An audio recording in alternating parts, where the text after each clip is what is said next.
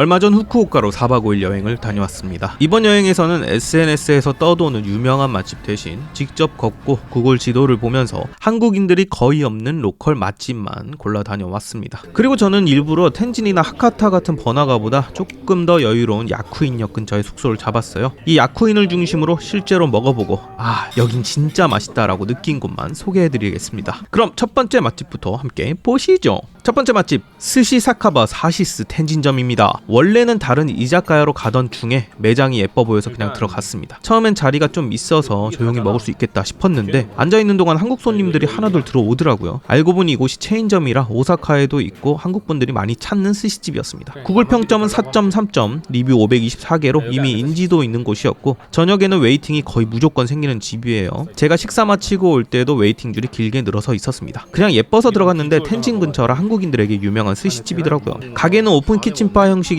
직원분들 응대도 빠르고 영어 메뉴와 한국어 메뉴 둘 다 준비되어 있어서 주문하기 쉬웠습니다. 저는 먹고 싶은 걸 하나씩 골라서 주문했어요. 스시는 전체적으로 신선했고 부담 없이 먹기 괜찮았습니다. 와, 엄청 맛있다 정도는 아니지만 여행 첫날에 먹기엔 딱 좋은 퀄리티였어요. 새우장이 조금 특이했는데 처음엔 살짝 비린가 했지만 그 비린내가 아니라 바다향이 강한 느낌이었고 실제로는 전혀 비리지 않았습니다. 여기에 베스트 메뉴는 참치 막기였습니다. 참치가 꽤 묵직하게 들어있고 과하게 느끼하지 않고요. 깔끔하게 고소한 맛이 올라옵니다. 김양과 참치의 감칠맛 조합이 너무 좋아서 스시보다 더 기억에 남았을 정도예요. 이 참치 맞기 때문에 전체적으로 여행 첫날 가볍게 스시 즐기기에 좋은 집입니다. 두 번째 맛집은 호텔 근처에서 구글 지도를 보고 찾아간 코노스케 와타나베 도리점입니다. 한국어 검색은 거의 안 나오기 때문에 영상 아래에 구글 지도 링크 걸어둘게요. 외관이 정말 아담하고 포장마차 같은 분위기의 작은 라멘집입니다. 안으로 들어가면 바 형식의 카운터만 쭉 이어져 있고 점심시간에는 사장님 한 분이 조리부터 서빙까지 전부 하고 계셨습니다. 주문은 입구에 자판기에서 하는데 일본 라멘집은 이런 방식이 은근히 많습니다. 카드는 안 되고 현금만 가능하지만 메뉴가 한국어로 적혀 있어서 주문하기 어렵지 않았습니다. 저희는 밥과 국물을 제대로 먹고 싶어서 차슈 덮밥, 차슈 라멘 세트를 주문했어요. 세트라서 라멘 사이즈는 조금 작습니다. 여기 라멘은 간장 베이스 라멘입니다. 간장 라멘을 처음 먹어봤는데 솔직히 국물 첫 입은 좀 짠데 했어요. 근데 면과 같이 먹는 순간 맛이 완전 달라졌습니다. 적당히 익힌 꼬들꼬들한 면이 간장 국물과 조화를 이루고 얇게 썬 차슈랑 같이 먹으면 이 집의 매력이 확 살아납니다. 해장용으로도 너무 좋았던 맛이었어요.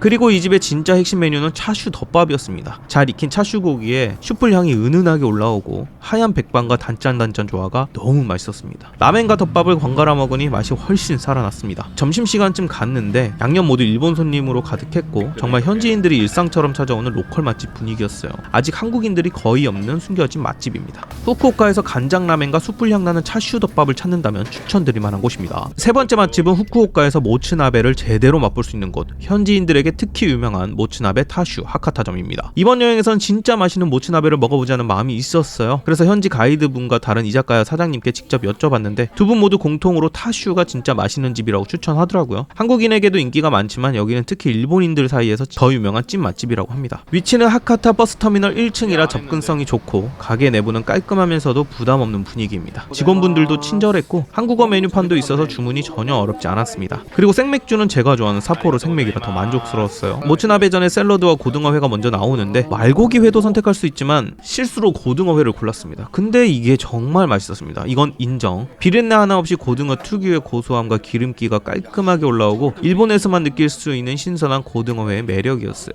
그리고 이어서 나온 일본식 장조림은 한국처럼 찢어 나온 장조림이 아니라 도톰하게 썰어낸 형태입니다. 보기에는 짜 보이는데 실제로 짜지 않고 부드럽게 간이 배어 있어서 밥이나 모츠나베와 함께 먹기 좋았습니다. 저희는 된장 베이스 모츠나베를 주문했습니다. 된장이라 무거울 줄 알았는데 생각보다 깔끔하면서도 깊은 맛이 올라오고 안에 들어간 곱창은 일본사 와규 소창이라 그런지 식감이 쫀득하고 고소했습니다. 대창의 양도 꽤 넉넉하게 들어가 있고 국물 위로 재료가 듬뿍 올라오는 형태라 후쿠오카 모츠나베의 특징을 제대로 느낄 수가 있었습니다. 마무리는 라멘사리. 비주얼은 약간 콩국수처럼 보여서 했는데 된장에 잘 스며든 면이 쫄깃하고 감칠맛이 살아 있습니다. 이걸 먹고 나서야 여기가 왜 모츠나베 찐 맛집인지 확실히 느꼈죠.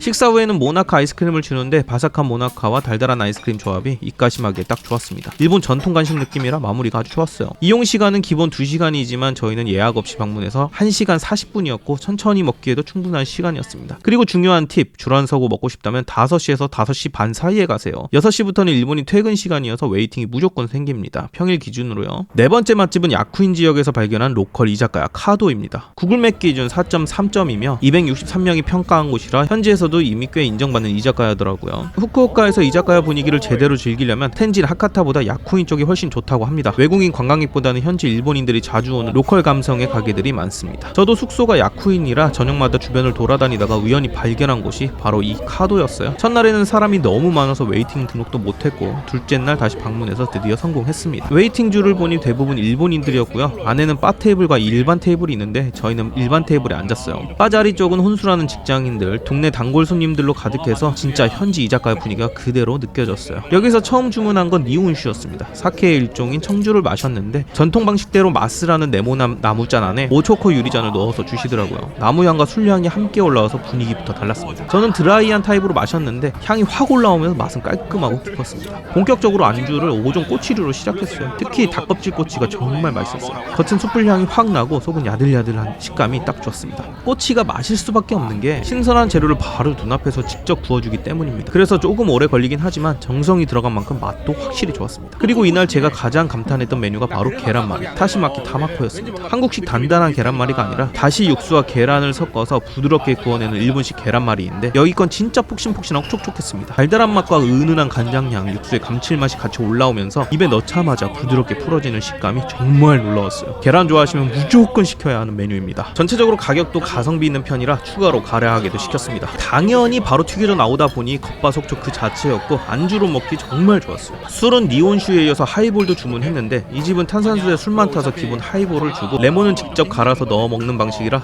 더 재밌었습니다. 레몬즙을 갈아서 하이볼에 떨어뜨리고 섞어주면 상큼함이 확 살아났죠. 여기는 전체적으로 부담 없이 계속 시켜도 괜찮을 정도의 가격대라 가볍게 마시기에도 여유롭게 즐기기에도 좋았습니다. 그리고 한국인은 저희밖에 없었고 거의 일본 현지 손님들이었습니다. 나갈 때는 사탕을 주시더라고요. 후쿠오카에서 로컬 감성 가득한 이자카야를 찾는다면 야쿠인 쪽 카도를 추천드립니다. 다섯 번째 맛집은 야쿠인에서 찾은 로컬 돈가스 맛집 돈카츠 아카리 야쿠인점입니다. 구글맵 기준 평점은 4.1점, 리뷰 참여자도 273명이나 되는 곳이라 현지인들 사이에서도 평가가 꽤 좋은 편이에요. 저는 딱 점심시간인 12시쯤에 갔는데 이미 일본인 손님들로 가득 차 있었고 약 10분 정도 웨이팅했습니다. 확실히 관광객보다 현지인들이 더 많은 로컬 식당 분위기였어요. 여기는 정식부터 덮밥류까지 메뉴 구성이 꽤 다양한데 저는 돈가스와 계란이 올라간 카츠동을 주문했습니다. 달짝지근한 간장 베이스 소스에 양파와 계란이 부드럽게 섞여 있고 그 위에 돈가스가 촉촉히 올려져서 밥이랑 정말 잘 어울리는 덮밥이에요. 한 입 먹으면 계란의 촉촉함, 돈가스의 고소함, 그리고 단짠한 소스가 밥에 쫙 스며들면서 편안하면서도 든든하게 먹기 좋았습니다. 튀김옷이 소스에 적셔졌는데도 식감이 살아있고 고기 잡내 없이 깔끔한 맛이었어요. 함께 나온 미소 된장국도 정말 좋았습니다. 제가 후쿠오카에서 4일 동안 술을 계속 마셔서 해장되는 국물이 필요했거든요. 짭짤하면서도 구수한 그 국물이 속을 안정시켜줘서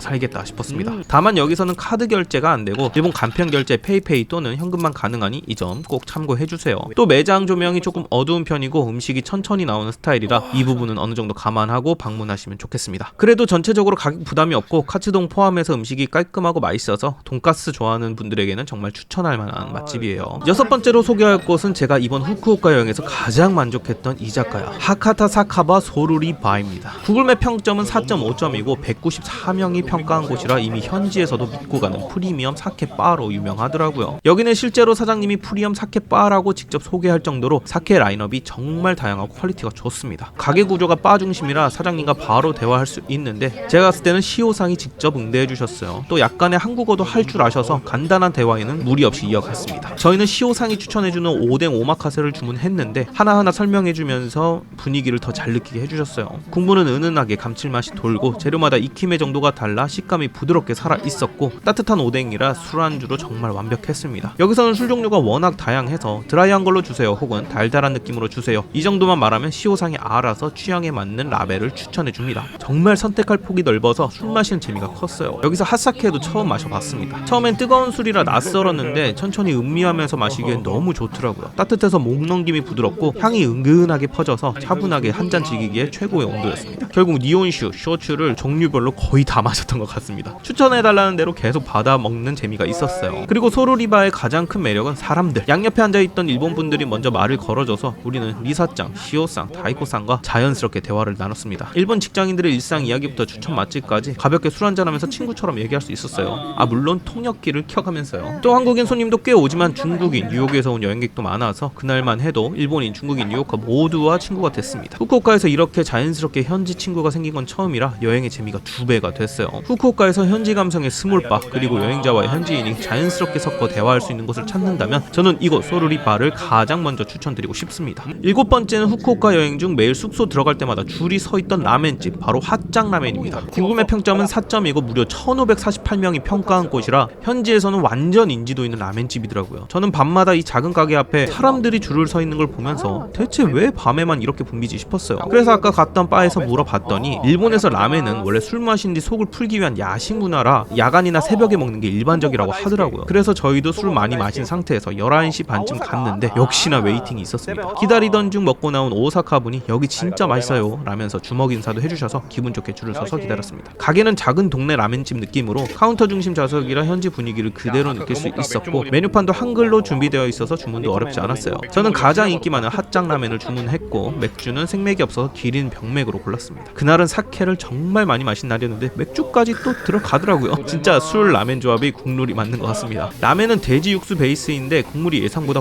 훨씬 걸쭉하고 농도가 진했습니다. 제가 한 입 먹고 바로 떠오른 게 제 고향 제주도의 몸국이었어요. 그 부드럽고 묵직한 국물의 느낌이 정말 비슷했거든요. 여기에 부드러운 돼지고기 슬라이스가 먼저 올라와 있고 면은 후쿠오카답게 가는 면이라 국물에 잘 스며들어 겉보기보다 훨씬 조화로운 맛이 납니다. 진짜 먹는 내내 아, 이래서 사람들이 밤에 줄을 서는구나 싶었어요. 술 마신 뒤 속을 기분 좋게 감싸주는 느낌이 있고 걸쭉하면서도 구수한 돼지향이 올라와서 중독성도 있었습니다. 솔직히 너무 맛있었습니다. 여기는 줄 서는 이유가 완전 납득되는 곳이었고 저는 후쿠오카 라멘집 중에서도 강력 추천하는 곳입니다. 마지막 8번째는 후쿠오카 공항 근처에 들른 일본 가정식집 구란마마입니다. 구글맵 평점은 3.9점이고 527명이 평가한 곳으로 현지인들이 일상적으로 찾는 조용한 로컬 가정식 식당입니다. 저희는 공항에 너무 일찍 도착해서 짐을 먼저 맡기고 근처에서 먹을 곳을 찾다가 발견했어요. 공항에서 차리차리 공유 자전거로 5분 정도 거리라 부담 없이 다녀오기도 좋고 밥 먹고 공항으로 돌아오면 딱 소화될 정도의 운동량이라 공항에서 먹는 것보다 이렇게 나와서 먹는 걸 추천드립니다. 여기 대표 메뉴는 오므라이스지만 저는 그날 소고기덮밥이 너무 땡겨서 소고기덮밥을 주문했습니다. 메뉴를 보면 소고기덮밥 외에도 다양한 일본 가정식 메뉴가 있어서 원하는 취향대로 골라 드시면 됩니다. 이 집의 시그니처는 푸짐한 양입니다. 진짜 일본 할머니가 더 먹어 하고 퍼주시는 것 같은 느낌으로 양이 엄청나서 한 그릇만 먹어도 배가 터질 정도로 든든합니다. 맛도 가정식 특유의 집밥 같은 포근한 맛이라 부담 없이 잘 들어가요.